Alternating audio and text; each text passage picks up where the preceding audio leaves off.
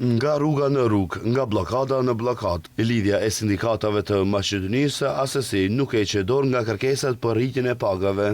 Pas bllokimit të kuvendit për 2 orë të martën, kryetari i LSM-së Slobodan Trendafilov njoftoi se nesër do të ketë bllokadë të odës ekonomike, organizatës së punëdhënësve dhe konfederatës së biznesit. Bllokada do të fillojë në orën 12 në kryqëzimin para odës ekonomike.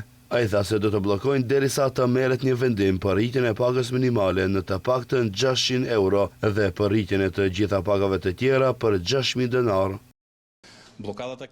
Të mos shqetësohen, sërish do të jemi 21 përfaqësues të sindikatës, aq sa nevojiten sipas minimumit ligjor për të dalë në rrugë dhe të bllokojmë. Para odës ekonomike do të bllokojmë pronarët që kanë bllokuar punëtorët për 36 vite, pronarët që refuzuan të rrisin pagat e punëtorëve dhe pagën minimale deri në fund të vitit të kaluar dhe që ankohen se punëtorët e kualifikuar po largohen nga Maqedonia dhe nuk mund t'i mbajnë. Do të bllokojmë pronarët që u friksuan nga sulmet e qeverisë dhe partive politike.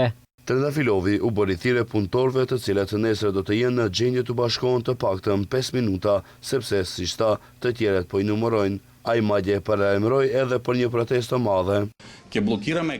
Pas mbarimit të bllokadave do të bëjmë thirrje për një protestë të madhe të punëtorëve, për të cilën do të organizojmë transport nga të gjithë qytetet dhe do t'u japim një shans të gjithë punëtorëve. Protesta do të organizohet në një ditë jo pune, në mënyrë që të nxjerrim shumë më tepër se 21 persona në rrugë, para se të organizojmë një grevë të përgjithshme në sektorin publik dhe privat, nëse ata vazhdojnë me qëndrimin e tyre injorues. Kreu i LSM-së kërkoi që MPB-ja, Ministri Toshovski dhe Prokuroria të marrin më njëherë masa kundër deputetës së VMRO të PPN-së Dafina Stojanovska, e cila siç tha i ka publikuar fëmijët e tij të mitur në mënyrë që të gjithë të mund t'i diskreditojnë dhe në këtë mënyrë ta shantazhojnë.